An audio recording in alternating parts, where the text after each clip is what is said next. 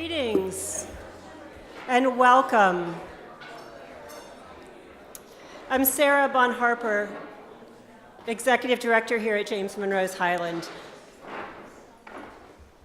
In a government founded on the sovereignty of the people, the education of youth is an object of the first importance. In such a government, knowledge should be diffused throughout the whole society. And for that purpose, the means of acquiring it made not only practicable, but easy to every citizen. I quote James Monroe as governor in a message to the Virginia General Assembly on December 7th, 1801. These words make it clear that our nation's fifth president believed in education. James Monroe's life story makes that even clearer.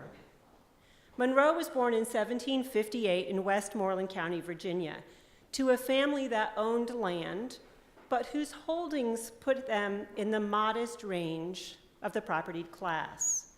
James Monroe's father, Spence, was a cabinet maker as well as a planter, who may have had to stretch a little to send his eldest son to a prestigious school called Campbelltown Academy. Following his parents' death, the future president at age 16 enrolled at the College of William and Mary. It was this education, as well as his frontline experience in the American Revolution, both of which cast him in the realm of the thinkers and the doers of the time, that transformed Monroe into the leader that he became. Monroe saw education as fundamental to the democratic ideals that he so firmly defended during his decades in public service. He felt that education was a public concern and was essential to a free society. His public addresses reveal his conviction in this matter. He referred to the civic value of education many times, as he did in 1818, stating that the principal support of free government is to be derived from the sound morals and intelligence of the people, and the more extensive the means of education, the more confidently we may rely on the preservation of our public liberties. Monroe advocated the education of both men and women. He traveled widely as president, making the rounds of the North, as well as the southern and western edges of the young United States. And during these travels, he spoke at more than one institution for educating women. In 1819, he addressed the Nashville Female Academy with these words: "I cannot express in terms too strong the satisfaction which I derive from a view of this academy." And then went on to say that the education of women would contribute to a better society, as its beneficial effect will be felt on all the high interests of the community. Although Monroe was international, our current global scope and our vision for education, exchange, and empowerment far exceeds his imagination.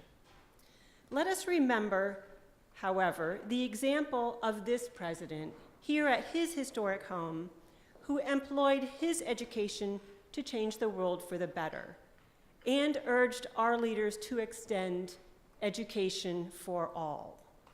May it inspire us in creating greater webs of education and building stronger communities, local and global. We at Highland are so pleased that you are here, and we're honored to be a place for these discussions. It's my pleasure now to introduce Jim Murray and welcome him to the podium. Jim, who among many accomplishments is the founder of the Presidential Precinct. And if we can point to one individual, he is the one most responsible for our being here today. Jim.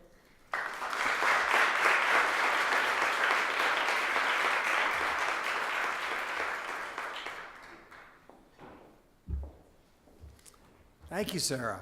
It's a great pleasure to return to Highland.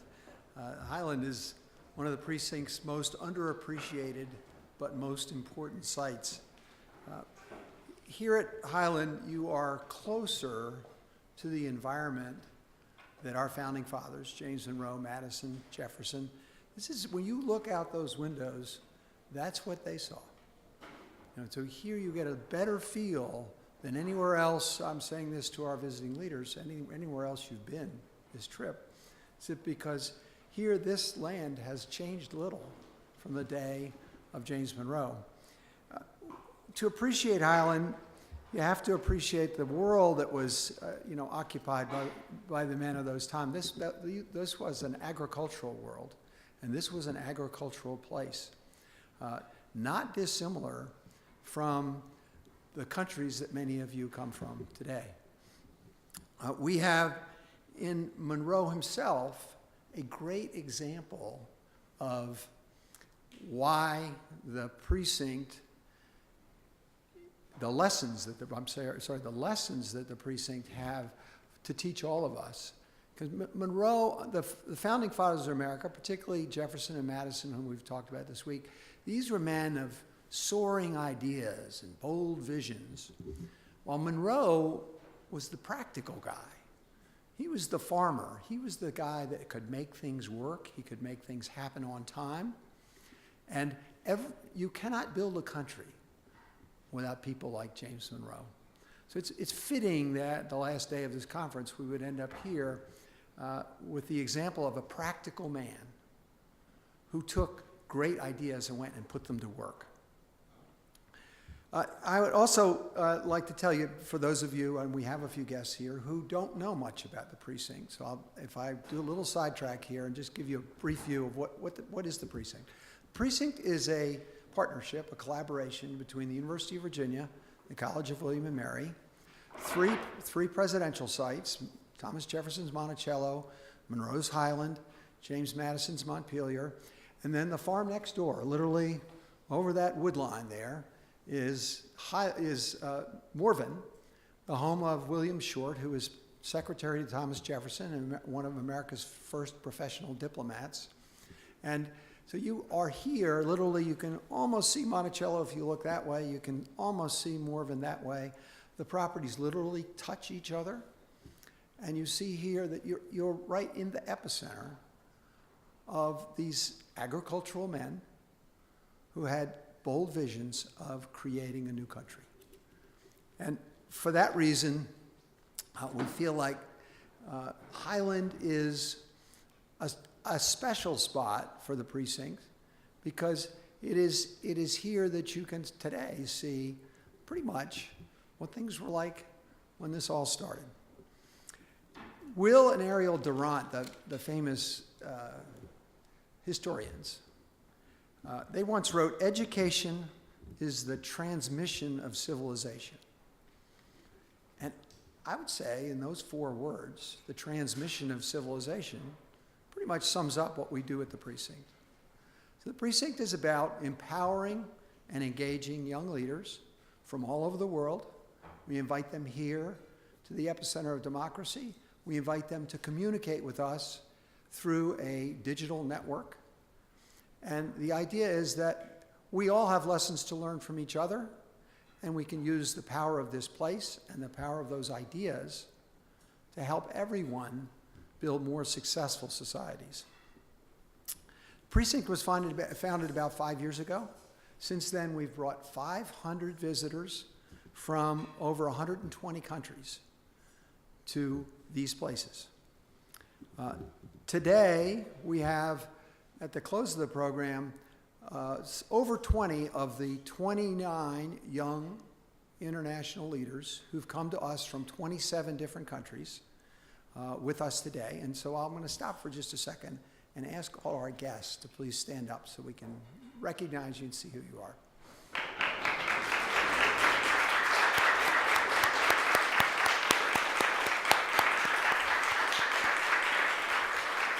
Thank you. And the rest of you, I would encourage you to please talk to these people. You have a lot to learn from them. I would also like to thank a particular sponsor. We have today's program would not have been possible without a major corporate donation from Tupperware Brands. Rick Goings, the CEO of Tupperware, Eleanor Steele, the Vice President of Tupperware, who you'll hear from very shortly, have both contributed mightily to make this happen. Tupperware employs over 300,000 people around the world, and almost all of them are women. Their leadership ranks, more so than almost any other company that I know of, is mostly women.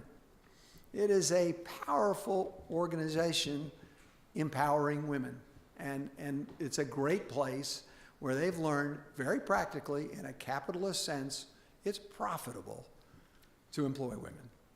I'd also like to thank the Jefferson Trust. Wayne Cozart, is Wayne here? Now, Jefferson Trust was also helpful as a sponsor of today's program, and we thank them. I would also like to recognize the board of directors of the Presidential Precinct. We have with us from Montpelier, Sean O'Brien, and Doug Smith is also here, I think.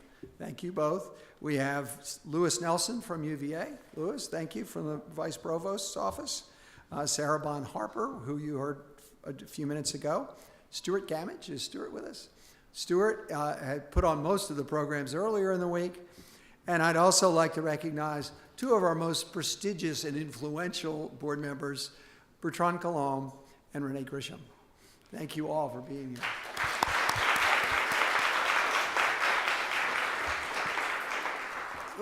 Finally, before I introduce our speaker, I'd like to remind everybody the importance of today and the importance of these people that are with us. Today is the final day of a 4-day conference, and those of you who attended some or all of those events will attest that they were remarkable. We had the most incredible group of speakers. We had people from across the United States. It was an inspiring, just an amazing 4 days. But there's a flaw with conferences. And the flaw is that everybody goes home. And I had a good time. I remember some really inspiring things, but what happens afterwards? Well, in the case of the precinct, we'd like to think after everything we do, it lives on. And it lives on through the 29 young people who are here. They go home, they bring with them the inspiration of the ideas they heard, they bring the role models, bring the inspiration of the role models they've been with. And so we have the ability through the precinct, through these people, to person by person, by word of mouth, by example, and by them going and doing what they've learned, that we spread those lessons around the world. We also have the Presidential Precinct Digital Network, which has the ability to communicate with over 5,000 young leaders in over 150 countries who will have access to video, access to the materials from the conferences that have occurred for the past 4 days. So it's been a great conference. It was an amazing experience for those who are here, but the number of people that can come to Charlottesville, the number of people that can fit in a room at UVA is a finite number, and it's pretty small. And yet we feel like what's really going to happen is we are going to touch tens of thousands of people, thanks to our visitors. So with that, I'd like to introduce our speaker. The speaker today is an amazing man who has had an incredible wealth of experience in this arena of international outreach. Doug Steinberg is now a special advisor to World Learning Incorporated. Don Steinberg, my apologies. Don served as the CEO of World Learning for 2013 to 2017, and he had 35 years of experience in government and non-governmental organizations. He has expertise in international relations and in development. World Learning is an international nonprofit organization. It provides education exchange and development programs in over 60 countries. For more than 80 years, World Learning programs have helped empower new generations of global leaders to create a more peaceful, democratic, and prosperous world. Prior to World Learning, Don Steinberg served as Deputy Administrator to the United States Agency for International Development, USAID, where he focused on the Middle East and Africa. Don led organizational reforms under the USAID Forward agenda. He promoted the inclusion of women, the people of disabilities, LGBT persons, and other marginalized groups into the development arena. And in his previous work with the United States government, Don also served as director of the U.S. Department of State's Joint Policy Council, White House Deputy Press Secretary, National Security Council Senior Director for African Affairs, Special Haiti Coordinator, U.S. Ambassador to Angola, and a President's Special Representative. It's my great pleasure to welcome today Don Steinberg. Thank you.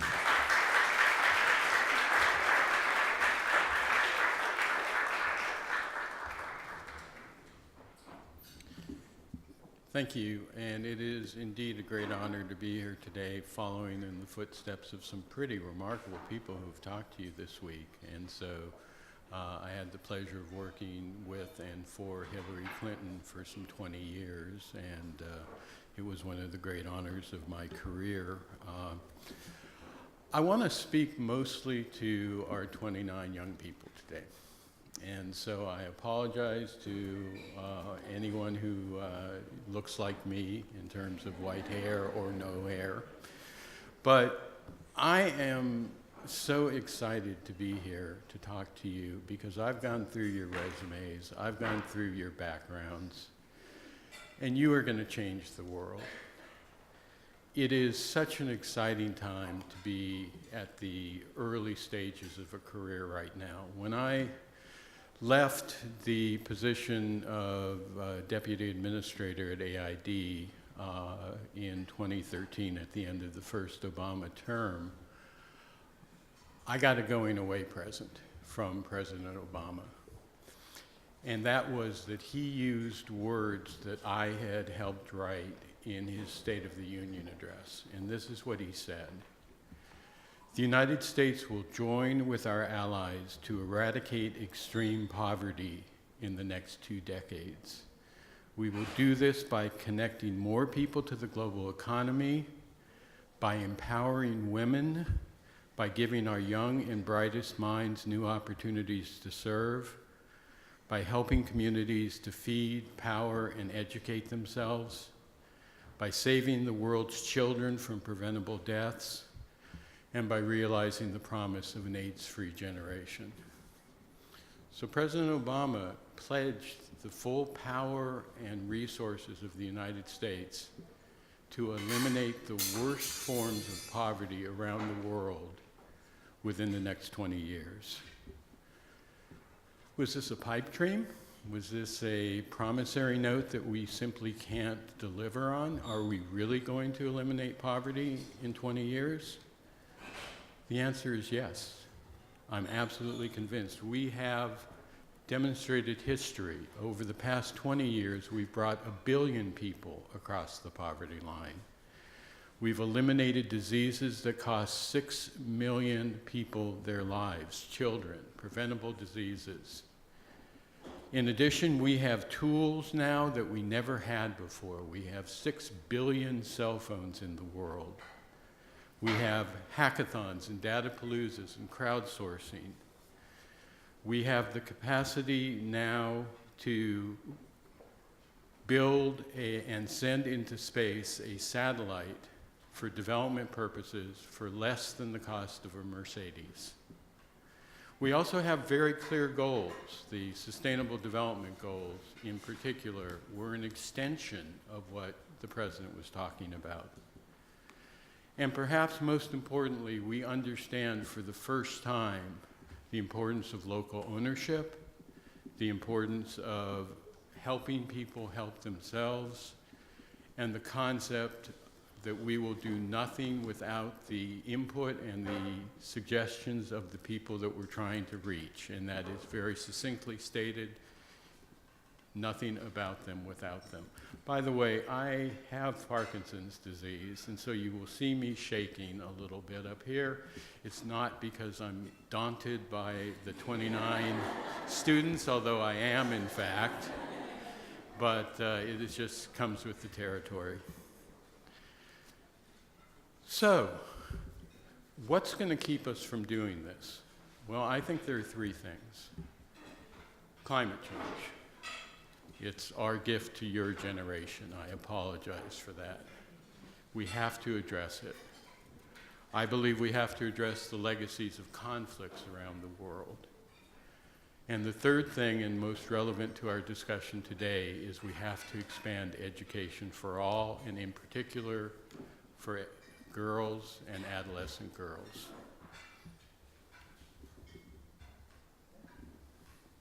I've always depended on the kindness of strangers.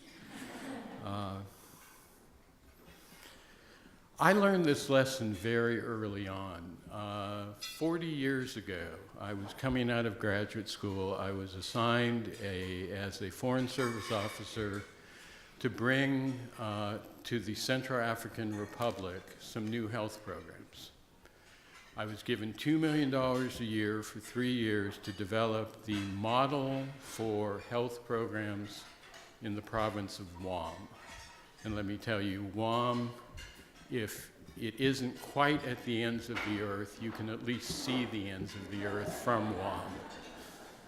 So, what did I do? I went out to Guam, and I met with the government officials and military commanders and all the rest, and yes, they were all men. And I said, how are we going to use this $2 million a year for the next 3 years? And they said, we need to build a big fancy hospital. Latest equipment, bring in the most fantastic doctors, lots of beds, and that's how you should use your $2 million a year. And I left the meeting thinking to myself, that's not right. We're going to build a hospital out here. There's no electricity that's stable.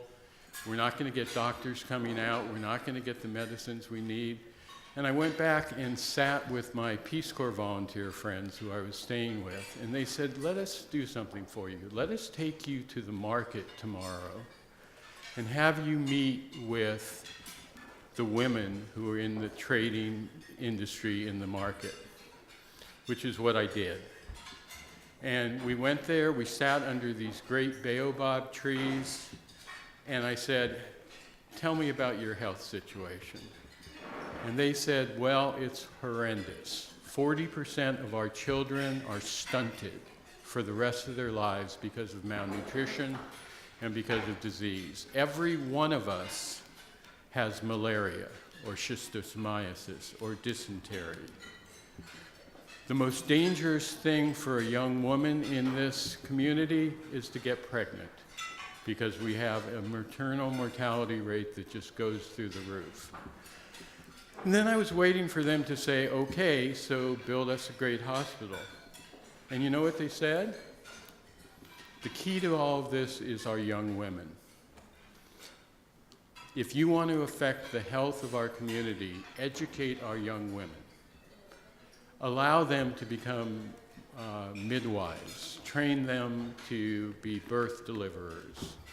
Train them in how to dig boreholes so we can have clean water, and they will be the ones who monitor that. Help them learn about medicines, and we will create health huts, and the young girls will handle those, et cetera, et cetera. And that is what we did. 2 years later, I left the Central African Republic, and you had young girls who were maintaining health boreholes to give them clean water. You had health huts, which were led by young women.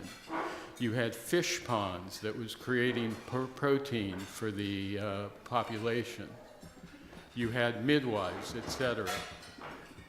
2 years, and you could already notice a considerable decline in infant mortality, in maternal mortality, and in diseases.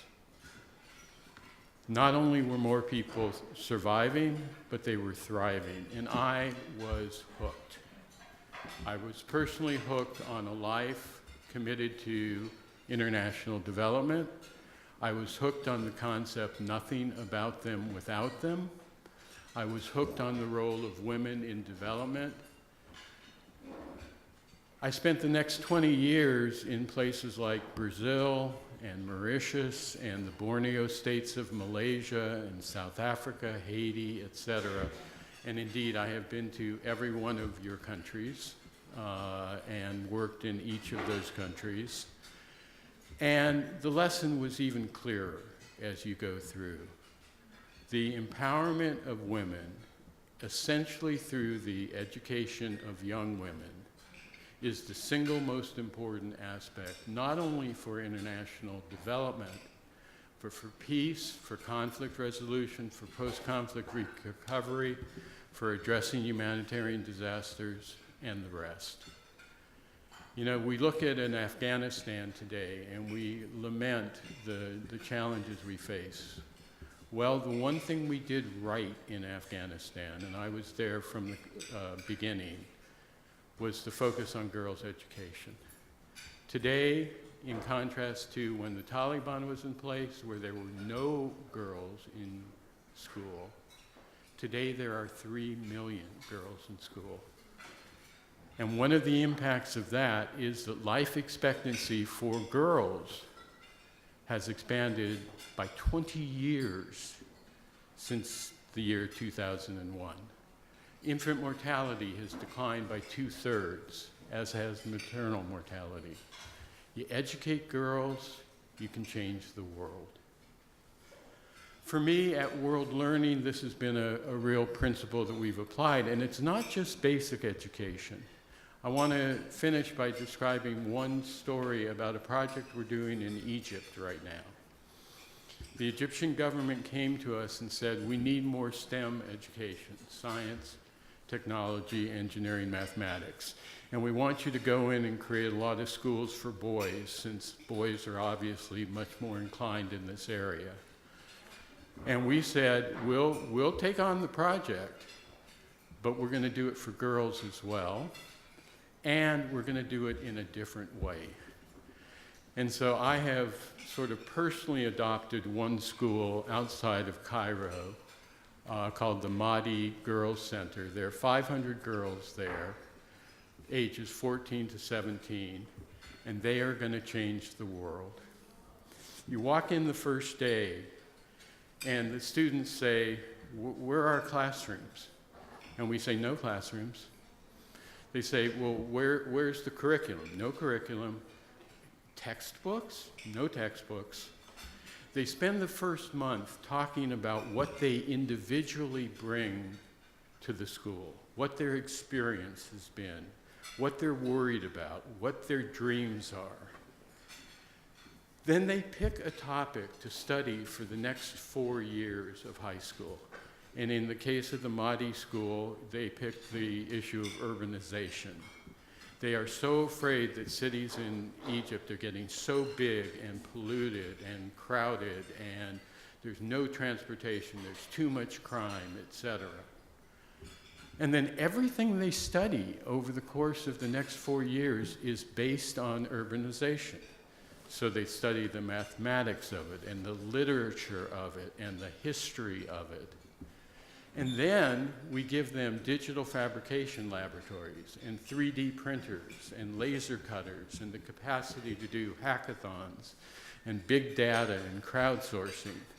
And then we give them a project. And in the case of my girls, the project is to develop a house that is totally self-sustainable, that doesn't need inputs from the outside and doesn't pollute, that can house 8 people in a normal-sized family for under $15,000. And they did it. And well, let me describe this for you. They produced a house mock-up, which is about the size of this area. So it's almost the size of the real house. It uses no electricity from outside. It gets all of its electricity from biofuel, biogas, and solar energy. It doesn't need water from the outside. It condenses the water that's in the air, and it is drinkable and potable, and you can wash with it. Unfortunately, that creates so much CO2, however, that you need carbon-fixing plants that draw that in. The carbon-fixing plants are edible as well. There's no cooling system. They have a system of wind tunnels based on barometric pressure that keeps the house 10 degrees cooler in the day and 10 degrees warmer at night.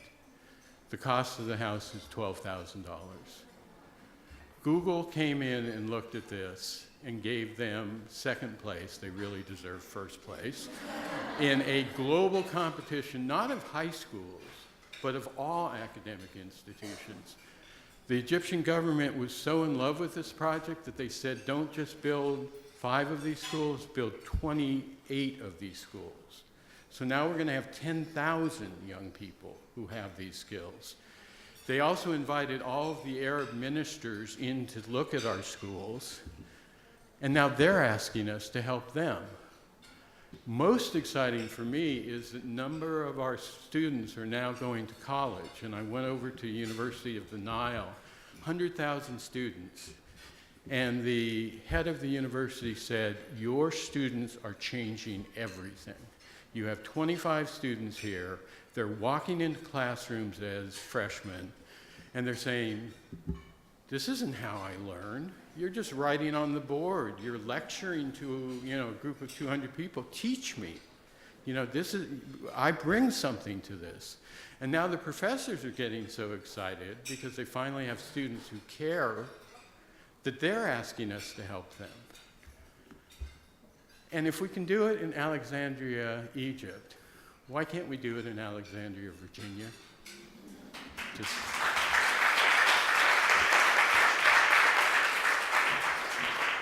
So I limited my comments mostly to the scholars, and now I want to talk mostly to the Mandela Fellows.